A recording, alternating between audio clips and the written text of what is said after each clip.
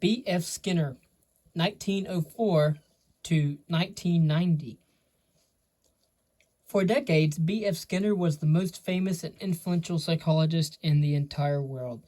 When he died in 1990, the editor of the journal American Psychologist praised him as one of the giants of our discipline who made a permanent mark on psychology.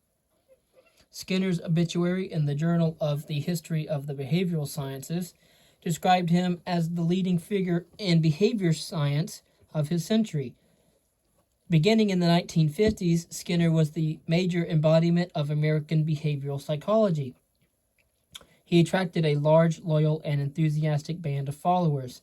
He developed a program for the behavioral control of society, promoted behavior modification techniques still in use today, and invented an automated crib for raising babies. Although we won't go into that because it really did not take hold. So his novel Walden 2 continues to be popular over 60 years after its publication.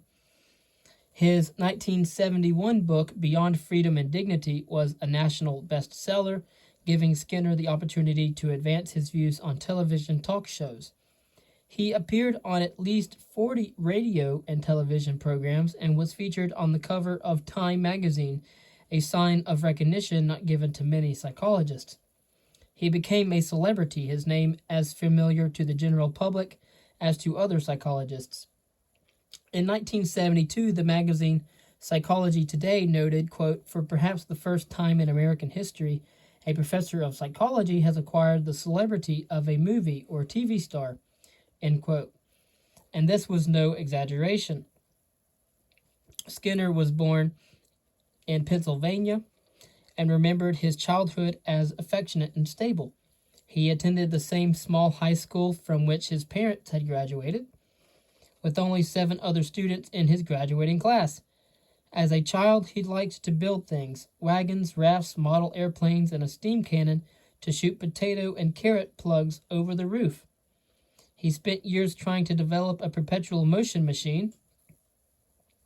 He read everything he could about animals and kept an assortment of turtles, snakes, lizards, toads, and chipmunks. At a county fair, he saw performing pigeons, and years later would train pigeons to perform tricks. Skinner's system of psychology reflected his own early life experiences. According to his view, life is a product of past reinforcements. He claimed that his life was just as predetermined and orderly as his system dictated that all human lives would be. He believed that his experiences would be traced solely and directly to the stimuli in his environment.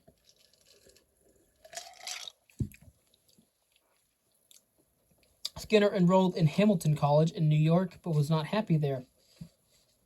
He said in 1967, reflecting on his past college, "I never fitted into student life. I joined a fraternity without knowing what it was all about. I was not good at sports and suffered acutely as my shins were cracked in ice hockey, where better players bounced basketballs off my cranium. I complained that the college was pushing me around with unnecessary requirements, one of them daily chapel, and that almost no intellectual interest was shown by most of the students." Isn't that interesting?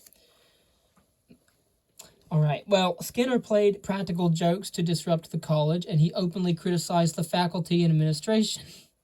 He graduated with a degree in English, a Phi Beta Kappa key, and a desire to become a writer.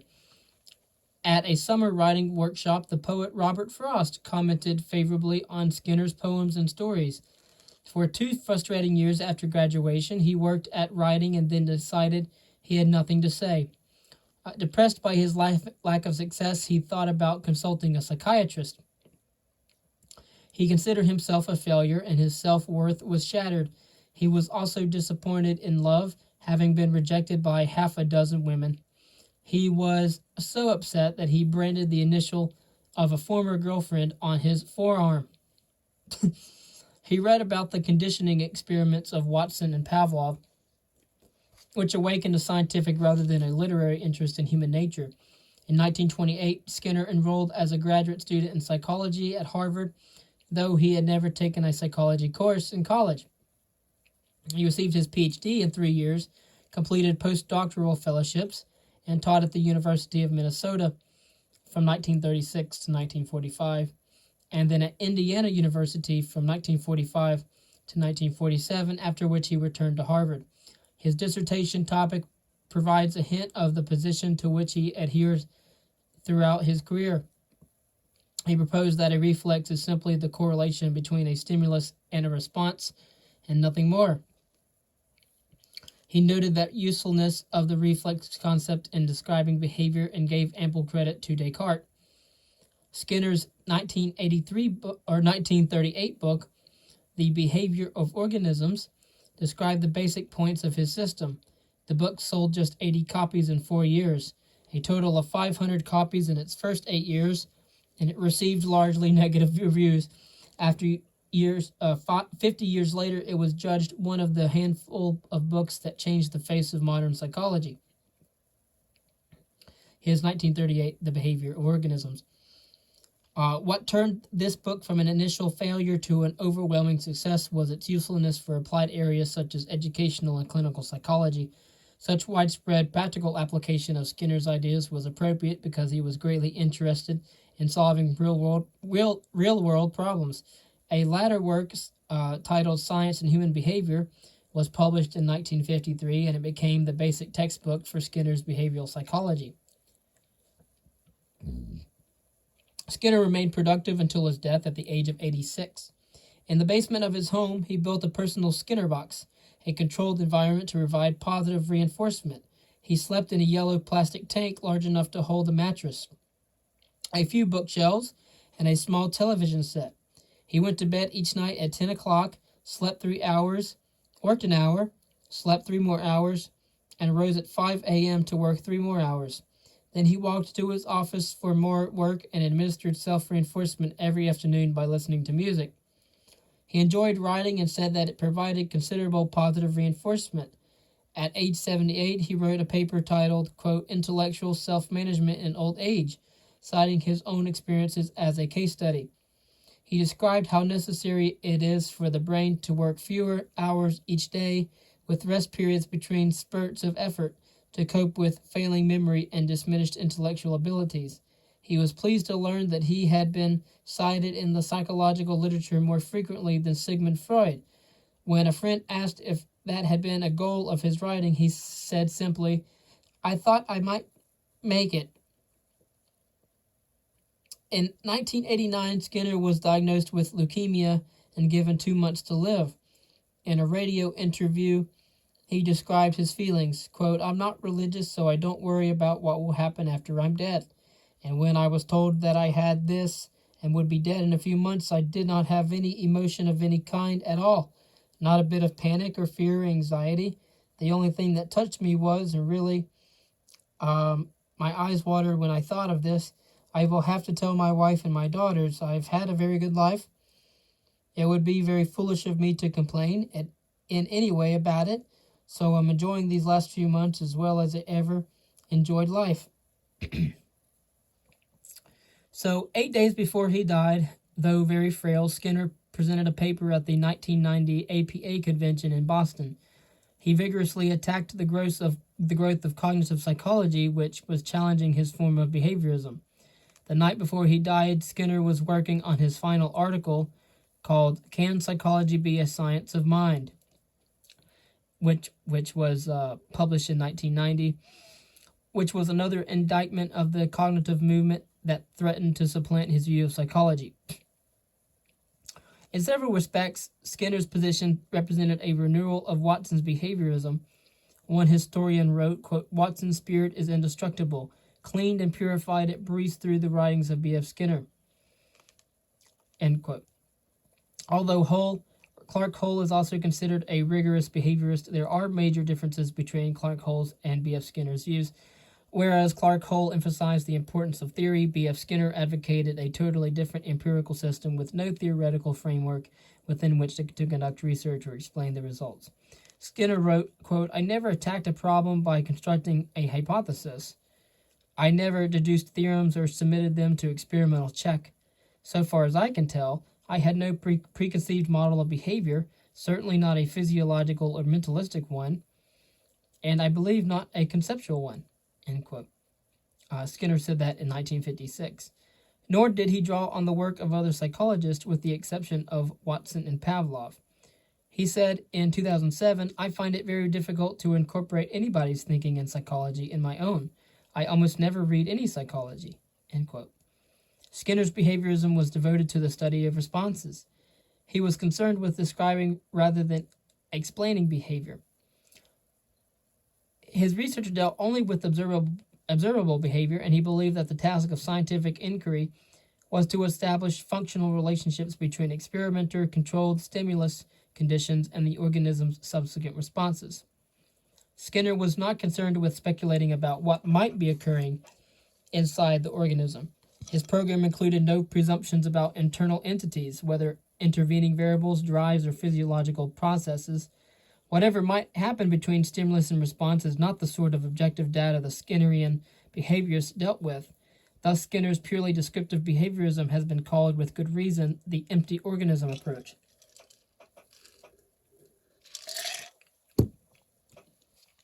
Human organisms are controlled and operated by forces in the environment, the external world, and not by forces within themselves. Note that Skinner did not question the existence of internal physiological, even mental conditions. What he did deny was their usefulness for scientific study of behavior. A biographer reiterated that Skinner's position was, quote, not a denial of mental events, but a refusal to resort to them as explanatory entities. In contrast to many of his contemporaries, Skinner did not consider it necessary to use large numbers of subjects or to make statistical comparisons between the average responses of subject groups. His method was the comprehensive investigation of a single subject. Skinner said in 1953, quote, a prediction of what the average individual will do is often of little or no value in dealing with a particular individual. A science is helpful in dealing with the individual only insofar as its laws refer to individuals. A science of behavior which concerns only the behavior of groups is not likely to be of help in our understanding of the particular case. End quote. In 1958, Skinnerian behaviorists established what was called the Journal of the Experimental Analysis of Behavior, largely in response to the unwritten requirements of mainstream psychology journals concerning statistical analysis and the size of the subject sample. The Journal of Applied Behavior Analysis was started as an outlet for behavior modification research and applied outgrowth of Skinner's psychology.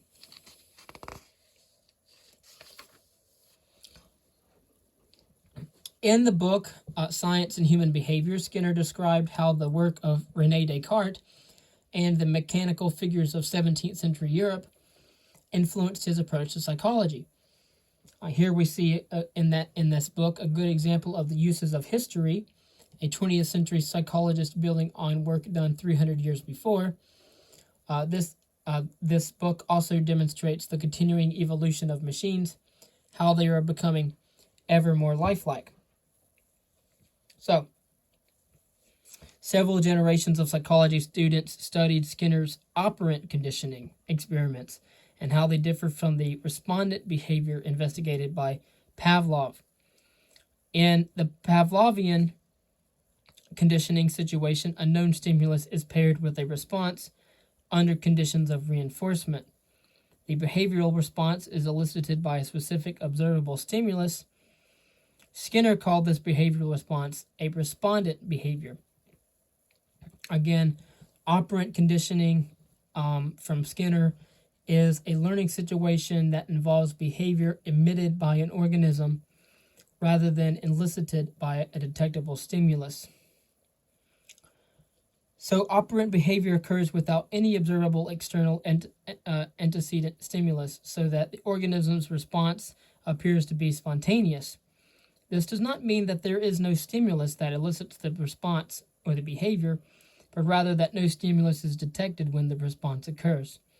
From the experimenter's point of view, however, there is no stimulus because they did not apply one, and they cannot see one. Another difference between respondent and operant behavior is that operant behavior operates on the organism's environment. Respondent behavior does not. The harnessed dog in Pavlov's laboratory can do nothing but respond. For example, salivate in this case, when the experimenter presents the stimulus, which is the food. The dog cannot act on its own to secure the stimulus. However, the operant behavior of the rat in the Skinner box is instrumental in securing the stimulus, the food. Skinner disliked the label Skinner box, actually. It was a term first used by Clark Hull in 1933. Skinner referred to his experimental equipment as an, quote, operant conditioning apparatus, end quote. So, however, Skinner box became the popular and accepted usage. When the rat in the Skinner box pressed the bar, it received food, and it does not get any food until it does press the bar, which thus operates on the environment. Skinner believed that operant behavior, or his operant conditioning apparatus, better represents the typical learning situation. Because behavior is mostly of the operant type, it follows that the most effective approach to a science of behavior is to study the conditioning and extinguishing of these operant behaviors. Skinner's classic experimental demonstration involves bar pressing in the operant conditioning apparatus, or the Skinner box, constructed to eliminate extraneous stimuli. A rat deprived of food was placed in the box and allowed to explore.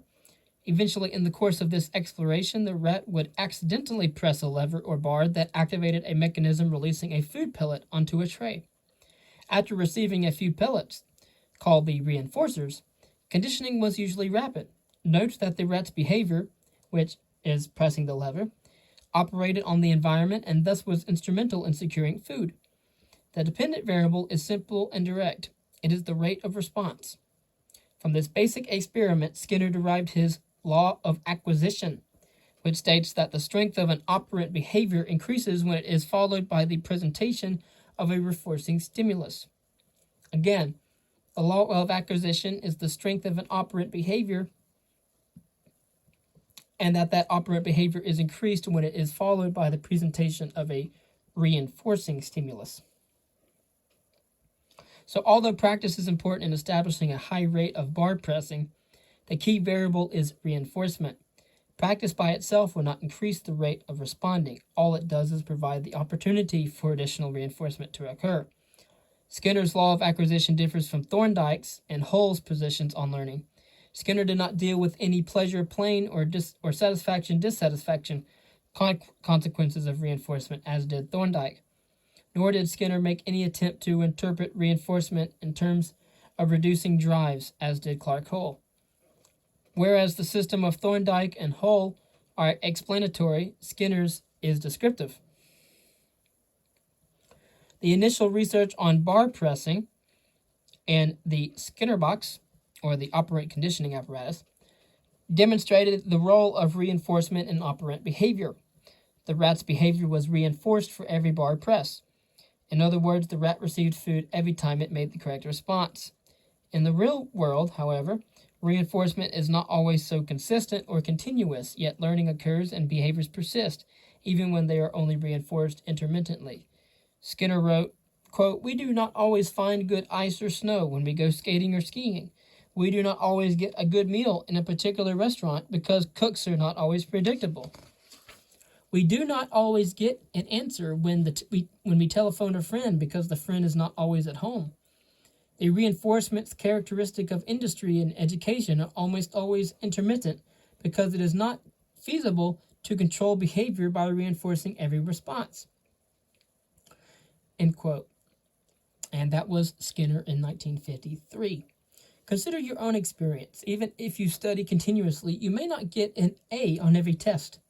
On the job, even if you work at maximum efficiency, you do not get praise or a pay raise every day. So Skinner wanted to know how behavior might be affected by variable reinforcement. Is one reinforcement schedule or pattern better than another in determining an organism's responses? What is a reinforcement schedule? Well, a reinforcement schedule means that there are conditions involving various rates and times of reinforcement. So that reinforcement can be put on a schedule with regard to rate of time. So, The impetus for this research came not from intellectual curiosity but expediency, and it shows that science sometimes operates contrary to the idealized picture represented in textbooks. One Saturday afternoon, B.F. Skinner noticed that his supply of rat food pellets was running low. At that time in the 1930s, food pellets could not simply be purchased from a laboratory supply company. The experimenter or the graduate students had to make them by hand, a laborious and time-consuming process. Rather than spend his weekend making food pellets, Skinner asked himself what would happen if he reinforced his rats only once a minute, regardless of the number of responses they made. That way he would need far fewer food pellets for the weekend. He designed a series of experiments to test different rates and times of reinforcement. In one set of studies, Skinner compared the response rates of animals reinforced for every response with those reinforced only after a specified time interval, or the reinforcement schedule. So the second condition is the fixed interval reinforcement schedule. A reinforcer could be given, say, once a minute or every 4 minutes. The important point is that the animal is reinforced only after the passage of a fixed period of time rate. So a job in which salary is paid once a week or once a month provides reinforcement on a fixed interval schedule. Employees are paid not for the number of items they produce or the number of responses, but for the number of days or weeks that elapse over any given rate of time. Skinner's research showed that the shorter the time interval between reinforcers, the more rapidly the animals responded. As the interval between reinforcers lengthened, the response rate declined.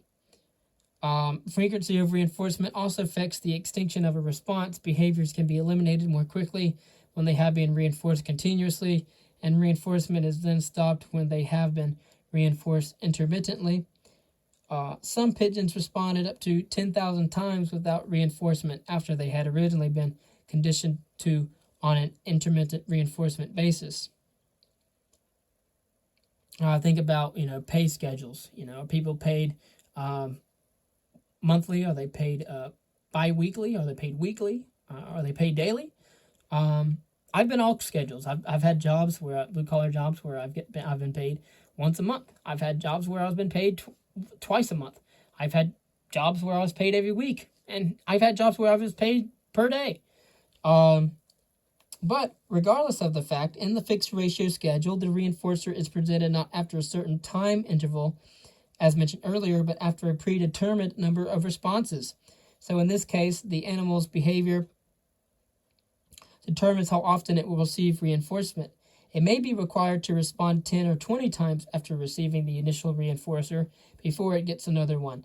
Animals on a fixed ratio schedule respond at a much faster rate than those on a fixed interval schedule.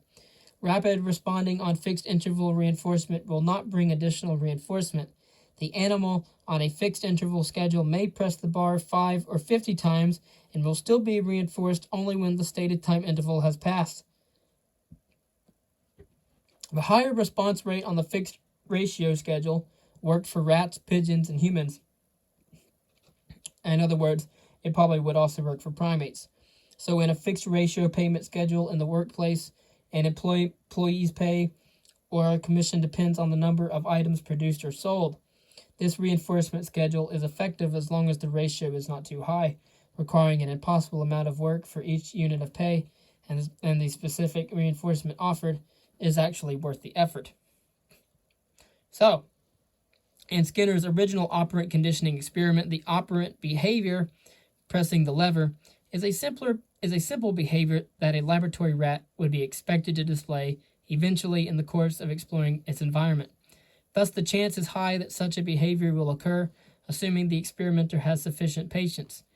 It is obvious, however, that animals and humans demonstrate many more complex operant behaviors and have a much lower probability of occurrence in the normal course of events.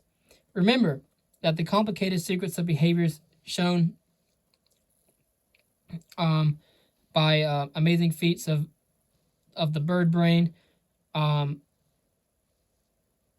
or the human brain, and how such complex behaviors are learned.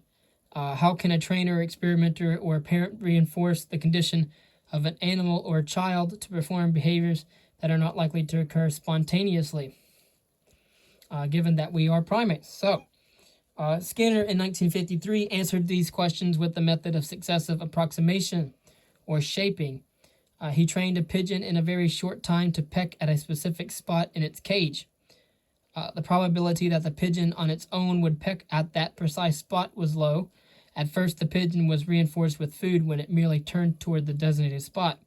When reinforcement was withheld until the pigeon made some movement, however slight, toward the spot, next reinforcement was given only for movements that brought the pigeon closer to the spot. After that, the pigeon was reinforced only when it thrust its head toward the spot. Finally, the pigeon was reinforced only when its beak touched the spot. Although this sounds time-consuming, Skinner conditioned pigeons in less than 3 minutes. So, successive approximation is an explanation for the acquisition of complex behavior. Behaviors such as learning to speak will be reinforced only as they come to approximate or approach the final desired behavior. So, the experimental procedure itself explains the term successive approximation. The organism is reinforced as its behavior comes in successive or consecutive stages to approximate the final behavior that is desired. Skinner suggested that this is how children learn the complex behavior of speaking. Infants spontaneously emit meaningless sounds, which parents reinforce by smiling, laughing, and talking. After a while, parents reinforce this child's babbling in different ways, providing stronger reinforcers for sounds that approximate words. As the process continues, parental reinforcement becomes more restricted, giving only for appropriate uses and pronunciation. Thus, the complex behavior of acquiring language skills is shaped by providing differential reinforcement in stages. So, with that being said, another piece of equipment that Skinner promoted was the teaching machine. It's more formally known as programmed instruction, which was invented in the 1920s by Sidney Pressey. Unfortunately for Pressey, the device was ahead of its time then, and there was insufficient interest to continue marketing the machine. Contextual forces may have been responsible for the lack of interest then, as well as for the enthusiastic resurrection of the device some 30 years later. When Pressey introduced the machine, he promised it would teach students at a faster pace and require fewer classroom teachers. At the time, however, there was a surplus of teachers and no public pressure to improve the learning process. In the 1950s, however, when Skinner promoted a similar device, there was a shortage of teachers and excess of students and public pressure to improve education so the United States could compete with the Soviet Union in the space exploration. So, Skinner summarized his work in this field in The Technology of Teaching, which was published in 1968. Teaching machines were called the greatest educational revolution in history, and Skinner believed they would take over all education.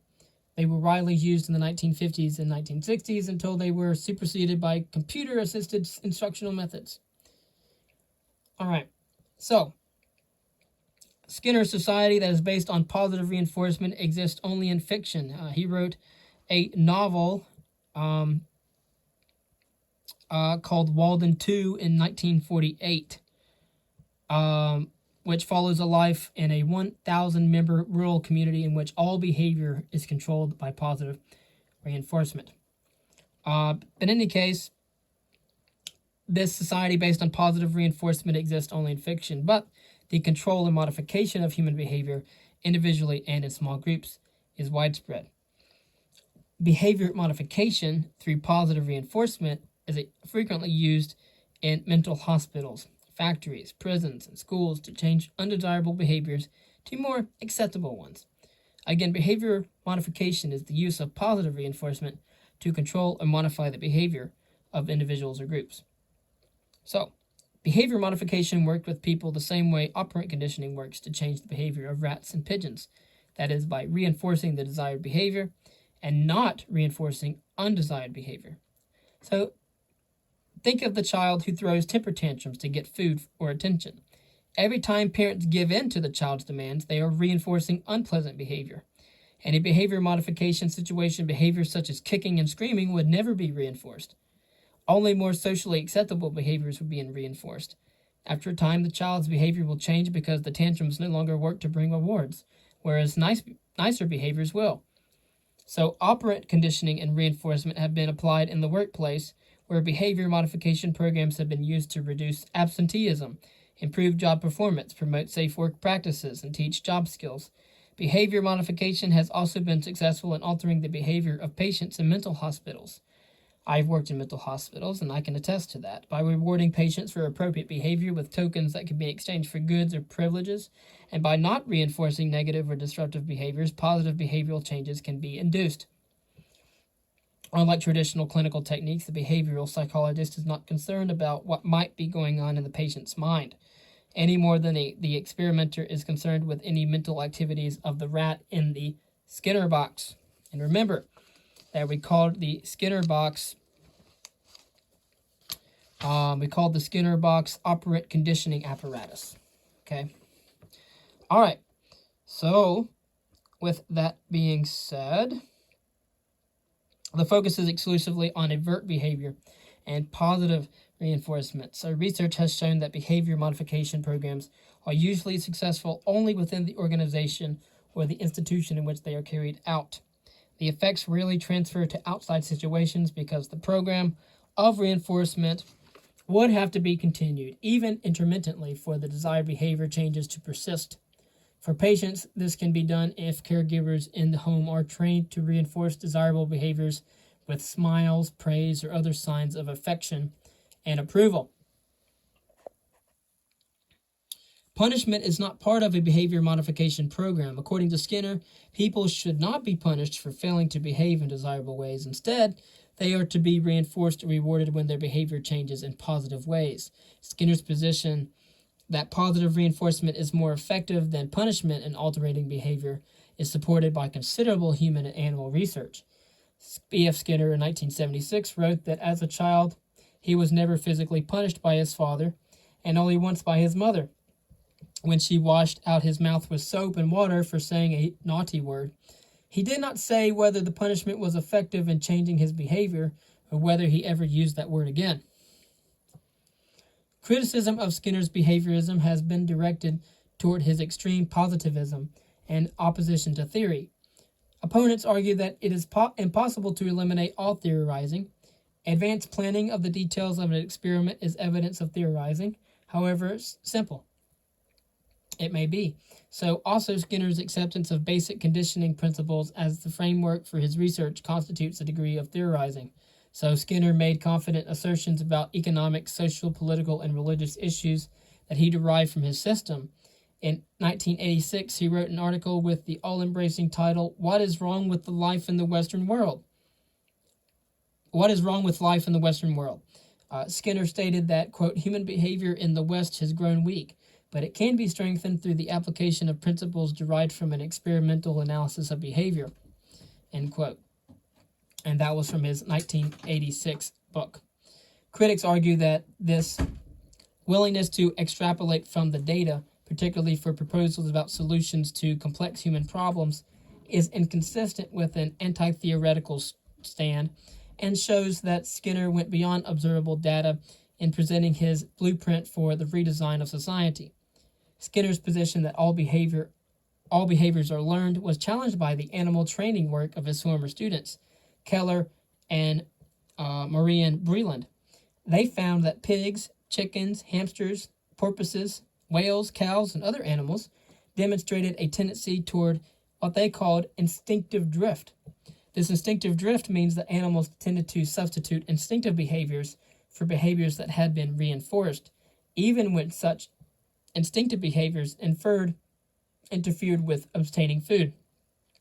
Using food as a reinforcer, pigs and raccoons were quickly conditioned to pick up a coin, carry it some distance, and drop it into a toy bank.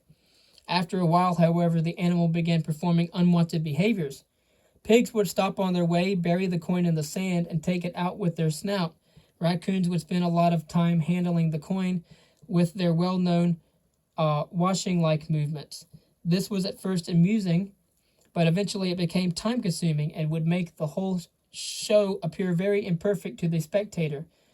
Commercially, it was a disaster. What was occurring was instinctive drift.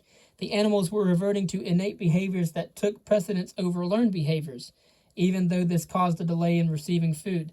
Clearly, in these cases, reinforcement was not as all-powerful as Skinner had once claimed. Skinner's explanation of how infants learn to speak has also been contested. Critics insist that some behavior must be inherited. Infants do not learn language on a word-by-word basis because they receive reinforcement for the correct usage or pronunciation of each word. Instead, they master the grammatical rules necessary to produce sentences. The potential to construct those rules, so this argument runs, is inherited, not learned. So, with that said, Skinner's explanation of how infants learn to speak has also been contested. Critics insist that some behavior must be inherited. Infants do not learn language on a word-by-word basis because they receive reinforcement for the correct usage or pronunciation of each word. Instead, they master the grammatical rules necessary to produce sentences.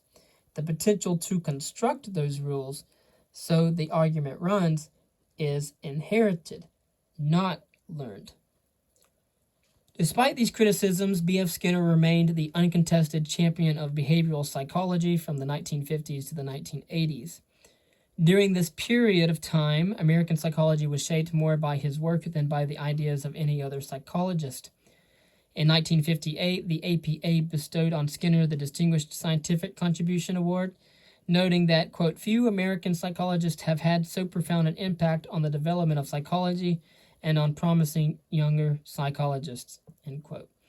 In the year 1968, Skinner received the National Medal of Science, the highest accolade bestowed by the U.S. government for contributions to science. The American Psychological Foundation presented B.F. Skinner with its Gold Medal Award, and he appeared on the cover of Time magazine. In the year 1990, the year that Skinner died, he was awarded the APA's Presidential Citation for Lifetime Contribution to Psychology. In 1971, he wrote a national best-selling book titled Beyond Freedom and Dignity, which made him even more famous. Skinner was, for a short period of time, the hottest item on national and big city talk shows. Within a month, millions of Americans had read or heard about B.F. Skinner and his book Beyond Freedom and Dignity. He was completely swamped by mail, telephone calls, and visits. Strangers often asked to shake his hand in restaurants. He had, as one writer, quote, noted, acquired the celebrity of a movie or TV star. But Skinner's overall goal was the betterment of human lives and society through the application of the principles of his form of behaviorism. Despite the mechanistic nature of his system, he was a humanitarian, a quality apparent in his efforts to modify behavior in the real-world settings of homes, schools, businesses, and institutions.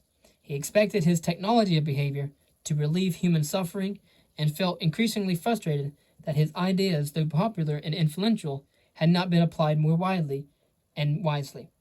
Although Skinner's brand of behaviorism continues to be applied in laboratory, clinical, organizational, and other real-world settings, it has been challenged by the work of the neo-behaviorists, the new behaviorists, including Albert Bandura and Julian Rotter, among others, who take a more socio-behavioral approach.